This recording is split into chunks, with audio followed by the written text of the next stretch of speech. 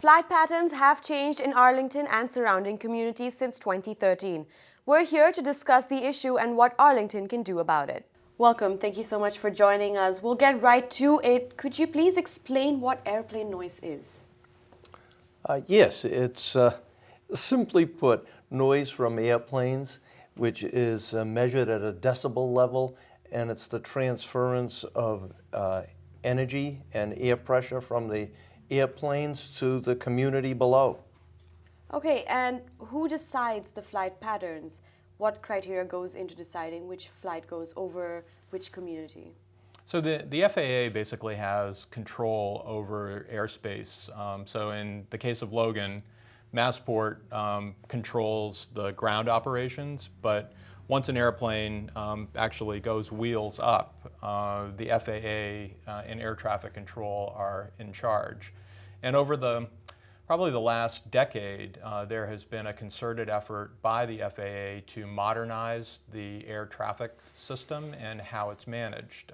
There's a program called NextGen, which has implemented a number of different changes, one of which is the one that the communities of Arlington and Belmont and Watertown and parts of Cambridge are experiencing, which is rather than a pilot requesting a particular route. So what used to happen with departures from runway 33L, which is the runway that sends flights over the western suburbs, is a pilot would, based on their destination, would request or be given a particular flight route. So if you were going to Montreal, you would take off of the end of runway 33L, which actually goes over the Mystic River, over Everett, and then into Medford.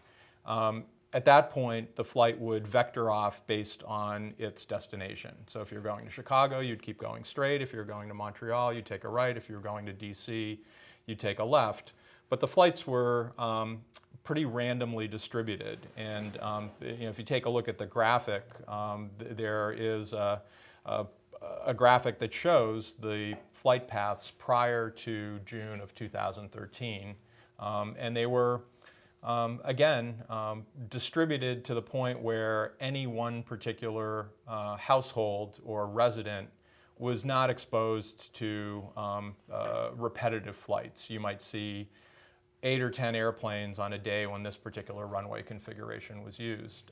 What's changed is that because of this NextGen program, there have been changes to those flight patterns, something called RNAV, which is basically a GPS-based navigation system that narrows the flight patterns to very, very specific corridors. So today, when a flight takes off of runway 33L, which is used when there's a northwest wind, the flight is, or the pilot is given a particular route, and they really don't have discretion over where to fly. And those routes are very narrow and now are concentrated over East Arlington. All 3 of the routes actually now go over Belmont. One goes over Winchester and Watertown and parts of Cambridge. Okay, and you did mention taking off going to Montreal, for example.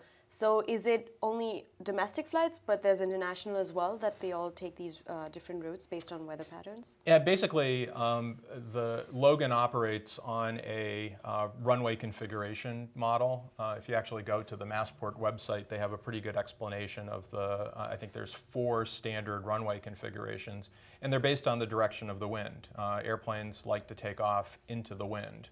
And so when there's a northwest prevailing wind, the 2 runways that are used are runway 33L and runway 27. And so all flights, when that particular runway configuration is used, are used for, doesn't matter if it's a FedEx airplane, if it's a JetBlue airplane, or if it's a Swiss Air airplane. They're all using that particular runway configuration.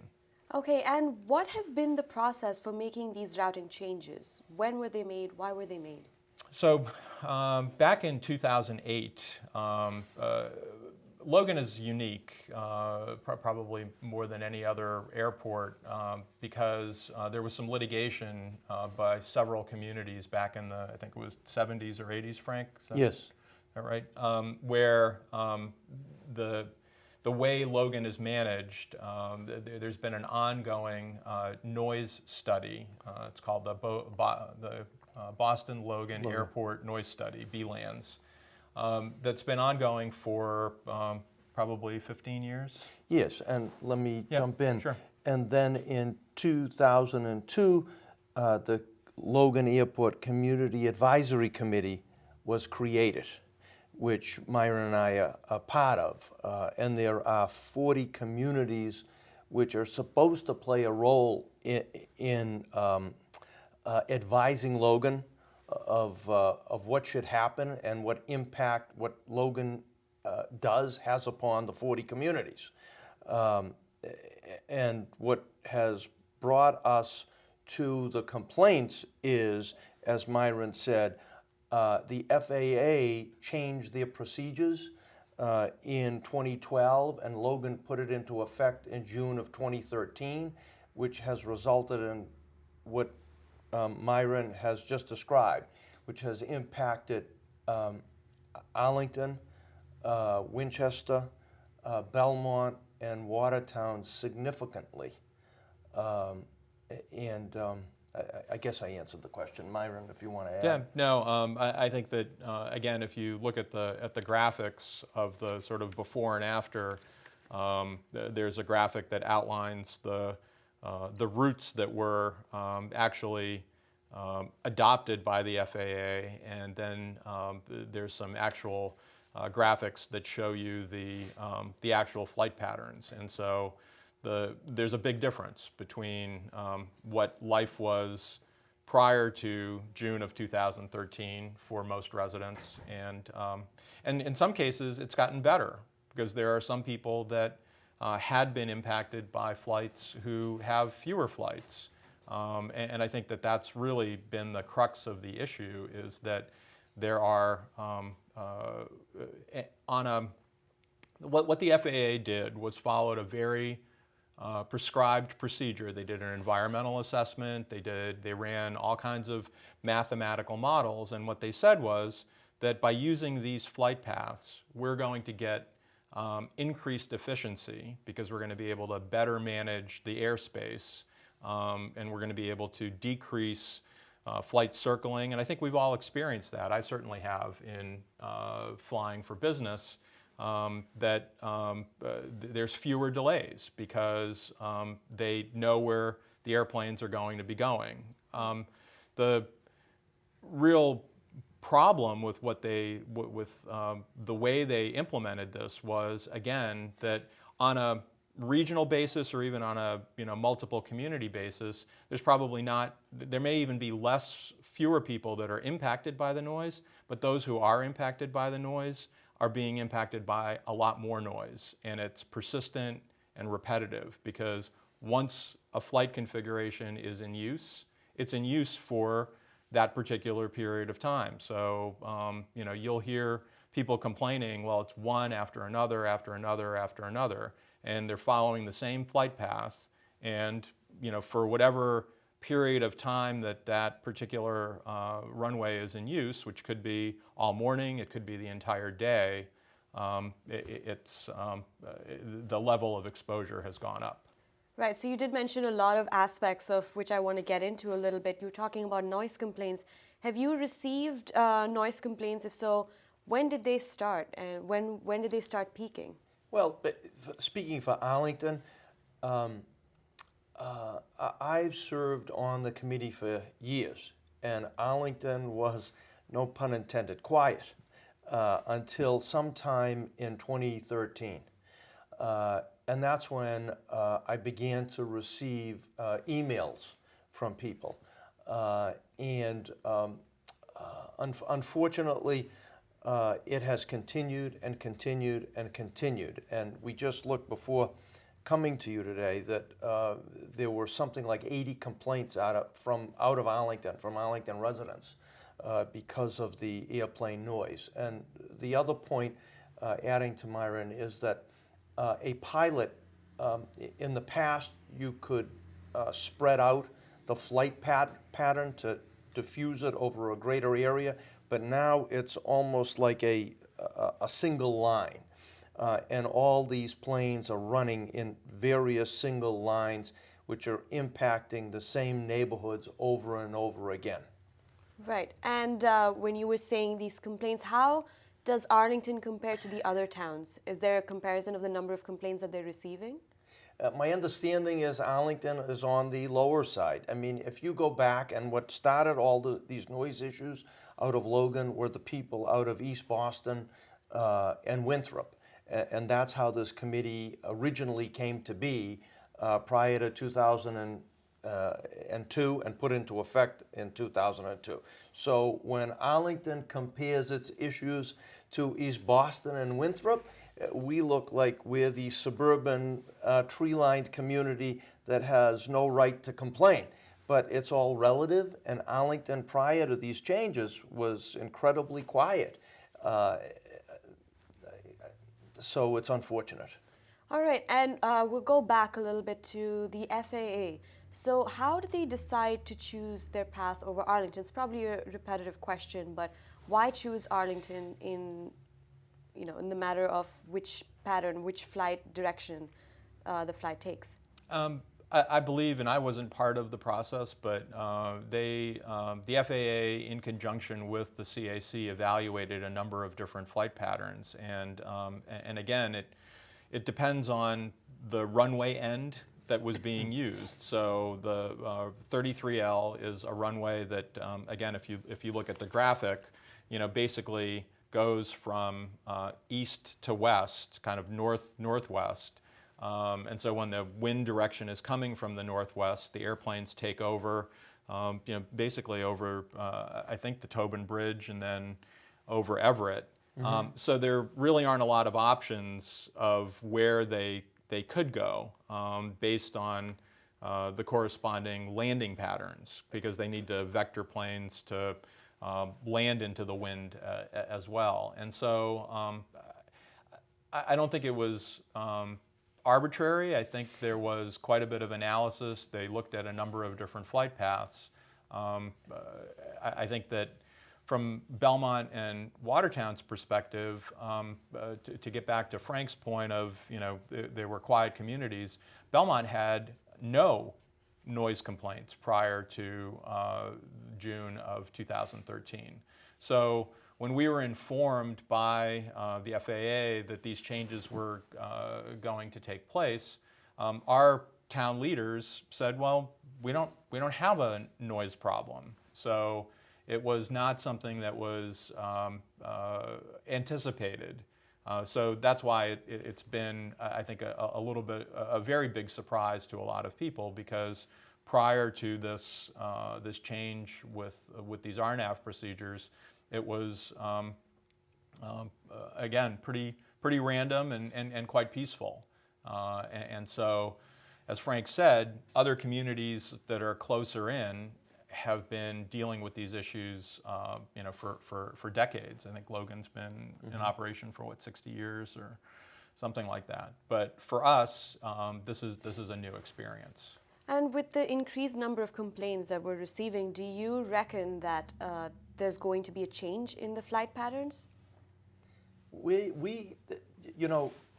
were at a meeting last night in Belmont. And there were a variety of people, from state reps to senators, from representatives from our U.S. Senator's office, Markey, Warren, and Catherine Clark's office. And there's been input from Mike Capuana and Mr. Lynch out of Boston. So my comment was, it's difficult dealing with the federal government because the FAA is in charge of this. And we have been complaining. Many members of the CAC are okay with what's happening. But just as an example, in August, 15% approximately of all flights out of Logan were coming out of 33L, which impacts us. And to my way of thinking, that's too much. And that's what results in the complaints. So we have to, as we did in the 60s, and I commented last night that I was at Woodstock with my lighter singing "Give Peace a Chance." We have to just keep talking and pushing, and we expect that there'll be a result and a change eventually, that the FAA will have to come. They have talked to us, but basically their position is, look, we did all the studies, and you were all told there would be no impact, and this is the best we can do, so you more or less, in so many words, stuck with it. But Myron can comment further on what our congressional and U.S. Senate delegation has done, which is all good. And we're just going to keep pushing because people are upset, and it just isn't fair presently. Right. Is there something that you want to add to how the conference at Belmont went?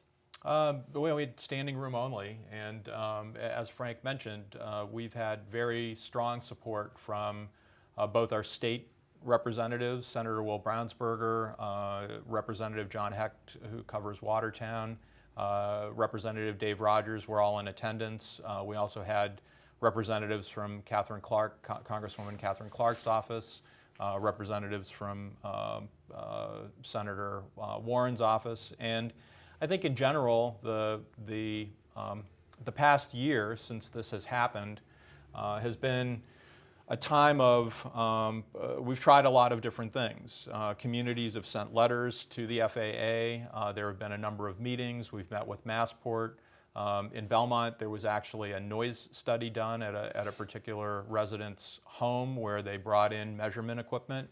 And as Frank said, the position that the FAA is taking is that based on how they define significance of impact, there isn't a problem. And so the challenge that we face collectively is, in the light of other communities who have, flights, all of the flights going over their community. As you go closer to Logan, so from Belmont and Arlington, there's Somerville, there's Medford, Everett. Those are all communities that are getting more of these flights at lower altitude. I think the big issue collectively as a region is, are the flights being distributed on a fair and equitable way? Any community that is, 8 miles, 6 miles, 8 miles from Logan should expect that there will be some airplanes flying over. It's the benefit that we have of having an airport that's so close to, a major city, and the fact that we can get there in, 20 minutes. The real question is that are these new flight patterns, or are the flight patterns in general equitable? We're fortunately not exposed to landing patterns. If you go talk to the people in Scituate, Hull, Milton. And if you've ever driven on the Southeast Expressway, you can see the flights lining up to land. This it's not a unique problem for the region. It just happens to be a problem that previously we were exposed to on a much more, fair distribution of the noise rather than what's happened with these most recent changes. Thank you so much for joining us. This was very helpful. Thank you very much. Thank you. If you are concerned about airplane noise, make your voice heard and contact your legislative reps or CAC to file a complaint. For Arlington Public News, I'm Aakruti Jagmohan.